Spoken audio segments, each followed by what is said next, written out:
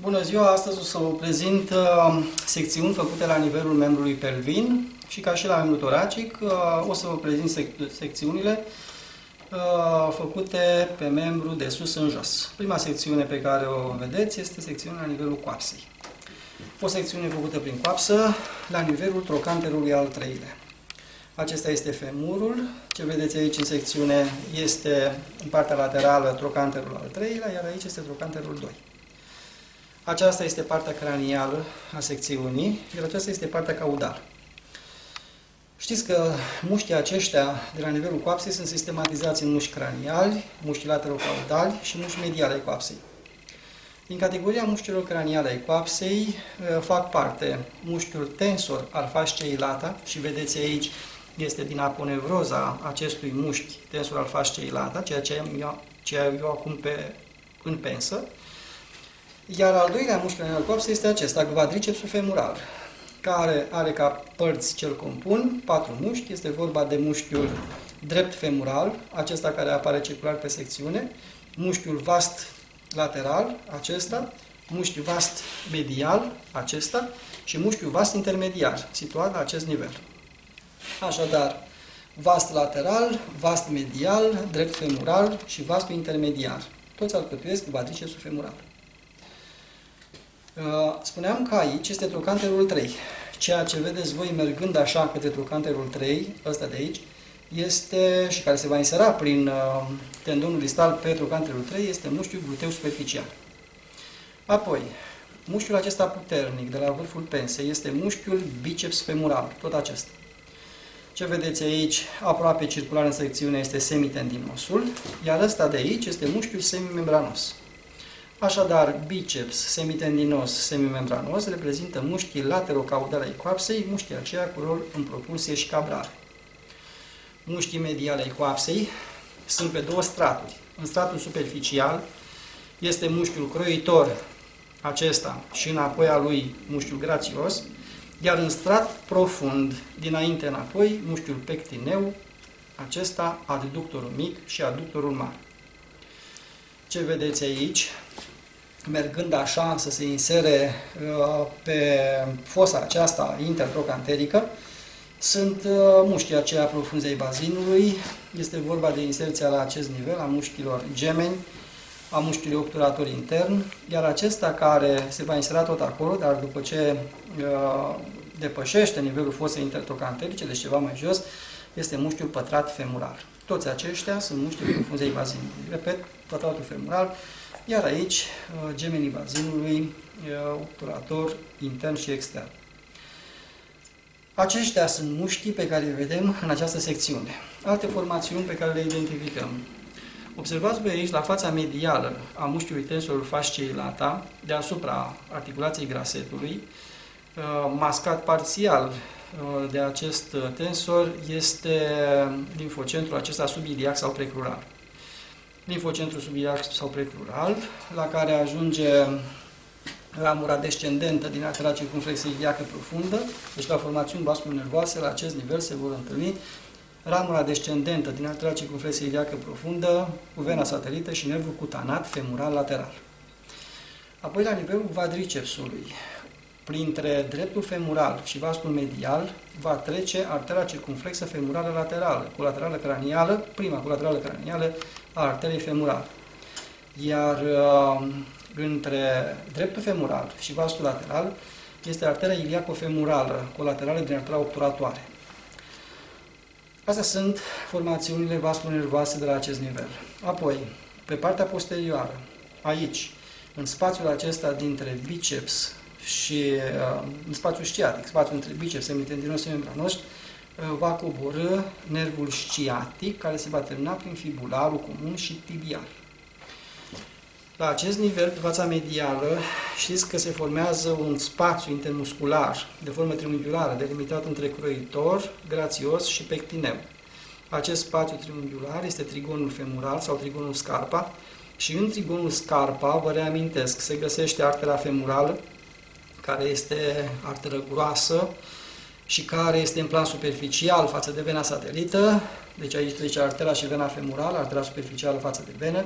Iar ce vedeți aici acoperind artera femurală, este limfocentru inghinal profund, care dintre speciile studiate doar la ecvine se găsește în trigonul femural, la restul speciilor se numește iliaco-femural și este mai sus pe artera iliacă externă. Deci în trigonul femural, repet, este artera femurală, în plan superficial, vena femurală și nervul safen, nu nervul femural, pentru că nervul femural va merge printre mușchiul drept femural și vastul medial împreună cu ramura descendentă din artera circumflexă femural lateral. Nerv femural este cel care inervează acest mușchi quadriceps femural. Sub piele, aici la fața medială a coapsei, începând de la vârful trigonului femural în jos, va părăsi trigonul artera safenă, vena safenă și nervul safen într-o topografie dinainte înapoi NAV. Deci nerv safen, arteră safenă, venă safenă mare sau safenă medială. În privința sensibilității de la acest nivel, să știți că aici, pe fața aceasta craniolaterală a regiunii coapsei către partea craniomedială a regiunii grasetului, a regiunii patelare, este nervul cutanat femural lateral. Apoi ajung și ceva ramuri din nervul iliohipogastric. Din treimea mijlocie a feței laterale a coapsei, adică de la acest nivel, sensibilitatea va fi culeasă de nervii clunial-craniali, acești nervi clunial-craniali care se blochează la vârful proceselor transverse ale vertebrelor lombare, sub piele. Din treimea caudală a feței laterale a coapsei, sensibilitatea o vor culege nervii cluniali mijlocii. Acei cluniali mijlocii reprezintă componentă sensitivă din ramurile dorsale nervilor spinal sacral și se blochează pe linia unghiul sacral al iliumului, baza cozii.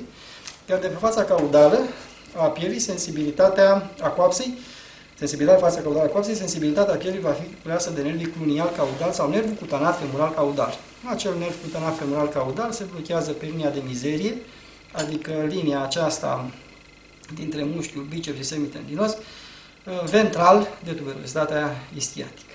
Inervația musculaturii, quadricepsul acesta va fi inervat de nervul femural, tensorul fasciei lata, pe care îl vedeți aici, va fi inervat în special de o ramură din nervul gluteu cranial, dar și ceva ramuri reduse din nervul cutanat femural lateral. Mușchii biceps, semitendinos, semimembranos vor fi inervați în special de nervul micul sciatic, ramură emisă de nervul sciatic, iar la inserția proximală acești mușchi primesc ramuri din nervul gluteu caudal. Mușchii mediale ai coapsei, toți mușchii mediale ai coapsei, deci croitorul, grațiosul, pectineul, aductorul mic, aductorul mare, sunt inervați prin ramuri care vin din nervul obturator.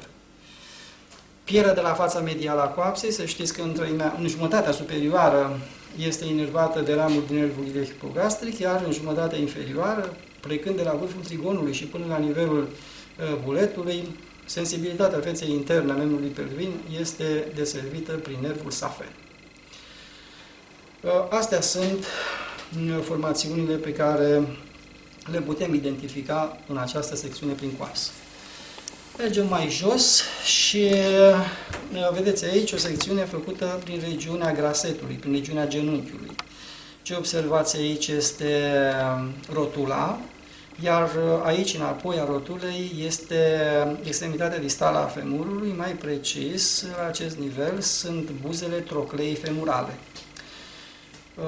Uitându-ne aici și știind că este secțiunea la ecvine, trebuie să ne reamintim că troclea femurală la ecvine și la rumegătorul mare prezintă buzele inegale. Cea medială e mai dezvoltată decât cea laterală. Înseamnă că asta va fi fața medială, asta va fi fața laterală a secțiunii. Spuneam că dacă ne uităm la orientarea firului de păr, putem să știm care este partea proximală, care e partea distală. Firul de păr este orientat cu extremitatea liberă în jos, ziceam. Deci asta e partea de jos, asta va fi partea de sus. Așadar, ce găsim în această secțiune? Am stabilit care este partea cranială, care este partea caudală. Acum trebuie să știm care este partea laterală și medială. Și v-am spus că este ușor în cadrul acestei secțiuni, pentru că știm că buza medială a trocleii femurale este mai mare decât cea laterală. Deci asta e partea medială, asta e partea laterală. Și atunci identificăm mușchii. Aici, primul, de pe fața laterală, Acesta tot este mușchiul biceps femural. Asta este partea lui cranială și asta este partea lui caudală. Parte caudală care știți că la rândul ei va avea două porțiuni, de-aia partea caudală se mai numește și porțiune bicipitală a bicepsului. Distal, partea cranială sau paramelară a bicepsului are inserție aici, pe rotulă și pe ligamentul tibio-patelar lateral, iar asta este partea caudală sau bicipitală a bicepsului, care distal se continuă cu aponevroză, din care, în partea posterioară, se detașează brida bicepsului și care aponevroză distală a bicepsului se va prelungi în regiunea gambei, ca aponevroză gambieră, ce se țese la fața superficială a fasciei gambiere propriu-zise. Asta așadar este bicepsul femural, acesta de aici este mușchiul semitendinos, iar medial de el și ușor cranial, ăsta pe care îl vedeți aici este mușchiul semimembranos. Deci este biceps, parte cranială, parte caudală, semitendinos, semimembranos. Acest semimembranos, vedeți voi, va merge să se insere distal aici, adică pe condilul medial al femurului. Împreună cu el, pe condilul medial al femurului, se va mai insera și mușchiul acesta, pe care îl iau acum în pensă. Ce vedeți voi aici este partea superficială a mușchiului adductor mare, acesta. Iar aici, în plan superficial, ăsta pe care îl vedeți, la acest nivel, este din mușchiul grațios, acesta, la fața medială. Ce găsim aici sunt cei doi gastrocnemieni, ăștia pe care îi vedeți aici. Este vorba de gastrocnemianul lateral, gastrocnemianul medial și între cei doi gastrocnemieni se găsește mușchiul flexor digital superficial, care știți că la ecvine este tendinos în totalitate. Între cei doi mușchi gastrocnemieni se găsește nervul tibial, iar aici, între biceps și gastrocnemianul lateral, se găsește nervul acesta, care este nervul fibularul comun. Deci ăsta este fibularul comun, aici este tibialul, nervii principali din regiune care sunt cu origine în sciatic, nervul sciatic. Astea sunt formațiunile pe care le putem observa aici, la nivelul acestei articulații. Haideți să vedem acum și o secțiune prin tibie, prin gambă, mai bine spus. Aici osul secționat este tibia, este făcută secțiunea undeva prin treimea mijlocie a tibiei și trebuie să identificăm care este partea cranială, partea caudală. E simplu, pentru că în partea caudală, la acest nivel, prin gambă, se formează deja coarda jaretului. Aici este coarda jaretului și vă reamintesc că la formarea corzii jaretului participă 3 tendoane. Este vorba de tendonul flexorului superficial, acesta pe care îl vedeți aici în centru și circular pe secțiune. Este vorba de tendonul ahile, care rezultă ca tendon distal al mușchiului tricepsural. Tricepsural este format din gastrocnemian și solear. Și mai este, de asemenea, tendonul intermediar din brida bicepsului și a semitendinosului. Deci toată asta este coarda jaretului, situată aici la vârful pensei mele. Asta este partea cranială a tibiei, iar asta e partea medială, unde în raport cu fața medială a tibiei nu este niciun mușchi. Așadar, parte cranială, parte caudală, parte laterală, parte medială. Care sunt mușchii craniale ai gambei? Acesta pe care îl vedeți aici, în raport direct cu osul, în raport direct cu tibia, este mușchiul tibial cranial. Superficial față de el și fibros în totalitate la ecvine este mușchiul fibularul al treilea, adică acesta. Acoperind fibularul 3, este mușchiul ăsta puternic care dă profilul cranial al gambei la ecvine, este vorba de mușchiul extensor digital lung. Așadar, tibialul cranial, fibularul 3, extensorul digital lung. Aici, acesta pe care îl vedeți în pensă acum este mușchiul extensor digital lateral. Observați, extensorul digital lateral și la membrul pelvic și la membrul toracic trece printr-un tunel fibros dat de fascia aceasta gambieră care trimite două septumuri puternice ce ajung să insere pe os. Deci acesta este extensorul digital lateral. Imediat înapoi extensorul digital lateral Mușchiul puternic pe care îl vedeți aici este mușchiul flexor hallucis longus, flexor lung al degetelor, mușchi care participă la formarea flexorului digital profund. Tot ce vedeți voi aici este flexorul digital profund, care are 3 mușchi în componență. Cel mai dezvoltat dintre ei este flexorul hallucis longus, flexorul lung al degetului mare. La fața lui posterioară aderă mușchiul tibial caudal, situat aici în zona unde trag cu pesa, iar al 3-lea mușchi care participă la formarea flexorului profund este acesta. Este vorba de mușchiul flexor pedis longus, flexor lung al degetelor. Acest mușchi sub care se va găsi artera tibială caudală și 2 vene satelite. Pe fața anterioară, aici, în raport cu osul, sub mușchiul tibial cranial, se găsesc 2 vene tibiale craniale și iacătă. Eu am deschis acum lumenul la o astfel de venă tibială cranială. Este foarte largă această venă tibială cranială, acompaniată de artera tibială cranială și ramuri din nervul fibular profund. Aici, la nivelul șanțului gambier laterocranial, se găsesc ramuri care aparțin nervului fibular superficial. Dacă mergem în partea posterioară, în acest spațiu, dintre coarda jaretului și flexorul digital profund, alunecă, deci coboară nervul tibial, pe aici coboară nervul tibial, acompaniat de ramura descendentă din artera femorală caudală. Și pe partea laterală, aici, există nervul cutanasural plantar, adică o ramură emisă de nervul tibial, la nivelul cutanasural lateral, am greșit? Nu, cutanasural plantar, este bine, cutanasural plantar este ramură din tibial, emisă de tibial în spațiul sciatic și împreună cu acest nerv cutanasural plantar sau caudal se găsește vena safenă laterală. Cutanatul sural lateral este dat de fibularul comun în spațiul sciatic și el culege sensibilitatea de pe fața laterală a grasetului și din treimea mijlocie a feței laterale a gambei. În privința sensibilității cutanate, aici, pe fața cranială a gambei, sensibilitatea este culeasă prin ramuri de nerv fibular superficial. Apoi, în treimea mijlocie a feței laterale, sensibilitatea este culeasă de ramuri din nervul cutanat sural lateral. Aici, în treimea caudală a feței laterale și sub regiunea asta corzii jaretului, sensibilitatea o culege nervul cutanasural plantar, care se blochează pe fața laterală a membrului la originea corzii jaretului, dar nu imediat sub piele, ci sub brida bicepsului. Și apoi, la fața medială, sensibilitatea este culeasă de ramuri ale nervului safen. Astea sunt elementele de la nivelul tibiei. De la nivelul gambei, mai bine spus. Dacă mergem mai jos, vedeți voi, secțiunea la acest nivel este făcută la nivelul oaselor tarsiene.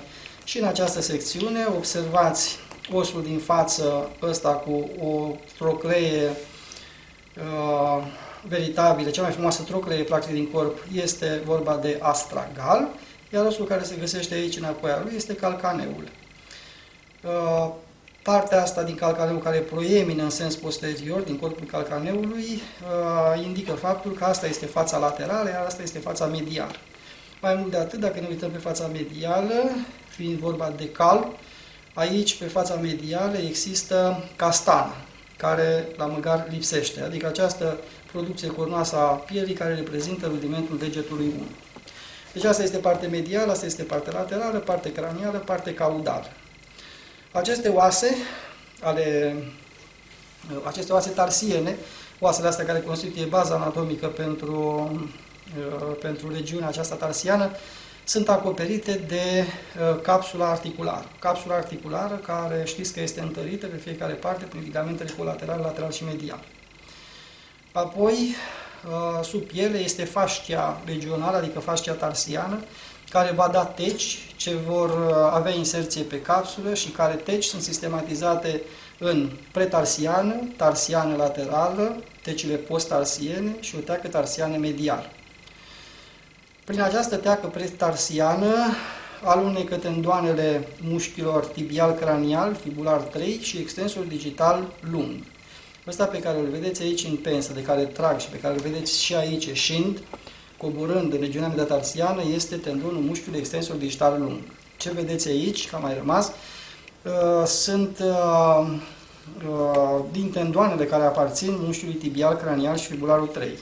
Vă reamintesc, în sens distal, tibialul cranial prin bifurcație dă o bridă care se va insera pe micul cuneiform și pe metatars, iar fibularul 3 va da o bridă care se insere pe cuboid și pe metatarsul principal. Deci toate aceste tendoane vor aluneca prin această teacă pretarsiană. Tot la nivelul acestei teci va coborî artera și vena dorsală a piciorului, care reprezintă parte terminală, artera reprezintă parte terminală din artera tibială cranială. Și această dorsală a piciorului, artera dorsală a piciorului, știți că se va termina prin două ramuri, tarsica perforantă și metatarsica dorsală 3. Există de asemenea ramuri nervoase care însoțesc aceste vase, care aparțin nervului fibular profund. Pe fața posterioară a regiunii tarsiene există tecile posttarsiene. Este vorba de marea teacă posttarsiană, prin care alunecă, vedeți voi, la acest nivel este tendonul rezultat din fuzionarea tendoanelor mușchiului flexor hallucis longus cu tendonul mușchiului tibial caudal, iar aici este mica teacă posttarsiană prin care alunecă, vedeți voi, acest tendon. Este vorba de tendonul mușchiului flexor digital superficial. Observați că peretele anterior al micii teci posttarsiene sau a tecii posttarsiene superficiale este acest ligament care dublează fața posterioară a calcaneului și care se numește ligament calcaneu metatarsian sau ligament plantar lung. Așadar, aici este mica teacă posttarsiană. Prin mica teacă posttarsiană alunecă cu o sinuvială veziculară tendonul flexor superficial. Aici este marea teacă posttarsiană, prin care alunecă cu o sinuvială vaginală, vă spuneam, tendonul flexorului hallucis longus reunit cu cel al tibialului caudal. Pe partea laterală, adică aici, prin această teacă, asta unde vedeți lumenul ăsta, este teaca tarsiană laterală. Este teaca destinată trecerii tendonului mușchiului extensor digital lateral. Iar aici, pe partea medială,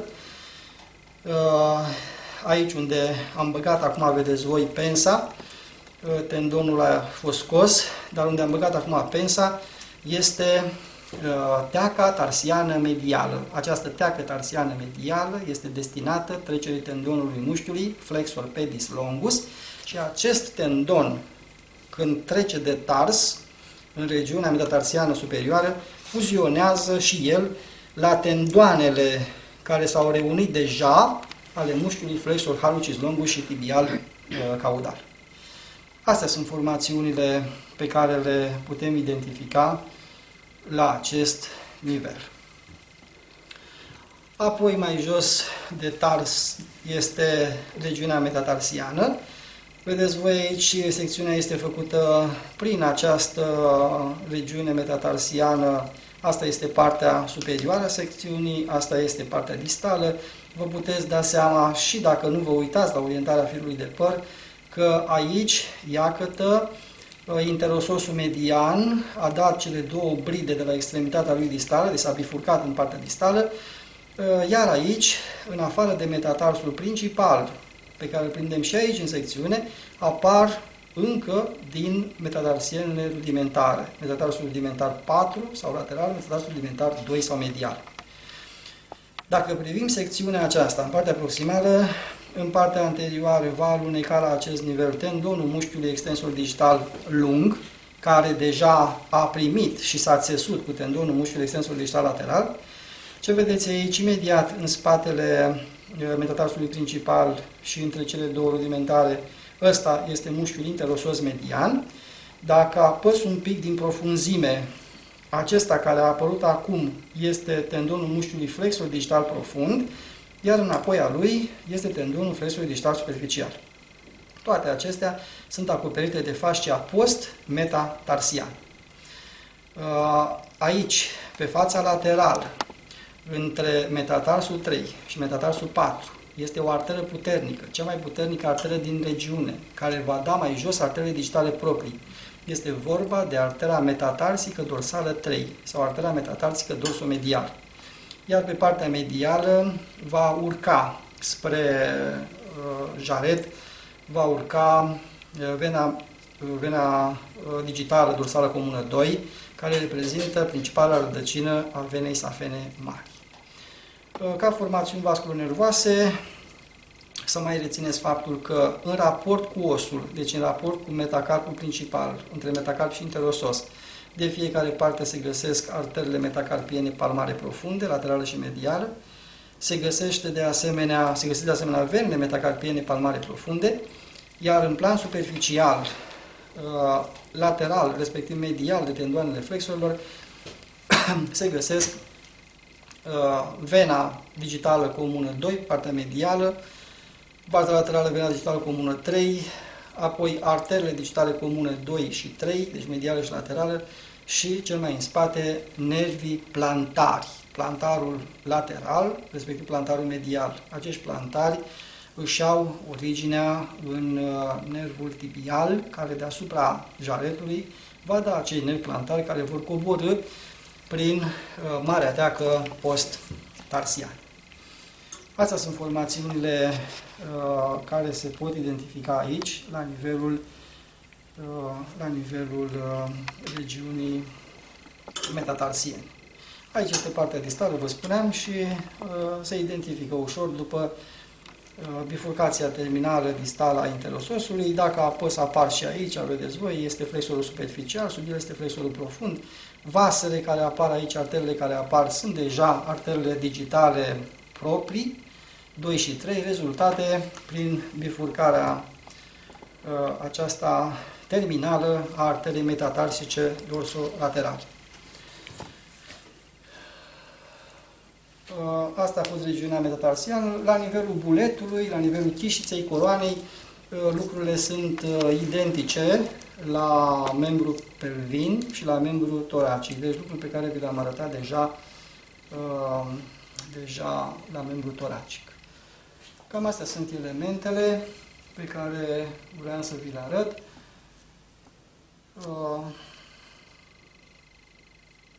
Aici este, iarăși vedeți voi, este o secțiune făcută imediat proximal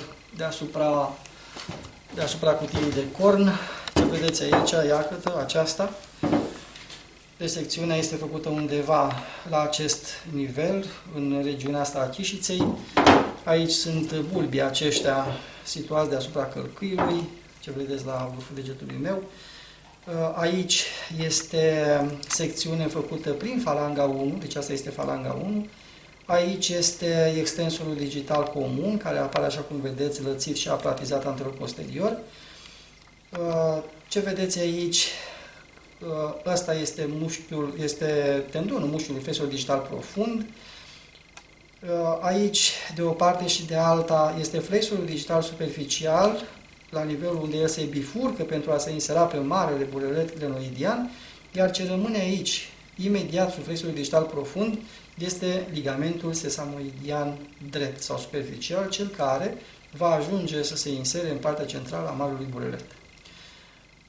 Asta pe care o iau acum pe pensă este fascia post-sesamofalangiană, iar superficial față de ea, adică imediat sub piele, este aceasta care se numește fascia cuzinetului, ce își are origine la nivelul bulbilor cuzinetului și despre ea v-am vorbit deja. Formațiunile vasculonervoase în zonă, v-am spus dinainte înapoi, nerv, venă, nerv, arteră, nerv, adică nervii digitali, anterior, mijlociu, posterior, și cele două vase, vena în față, artera înapoi a ei. Cele două vase, vena și artera, sunt încadrate de nervii de care v-am zis. Acestea sunt principalele secțiuni pe care vă rog să încercați să le învățați cât mai bine la nivelul membrelor și într-o altă ședință o să mai caut să vă prezint și alte secțiuni. Vă mulțumesc pentru atenție. La revedere!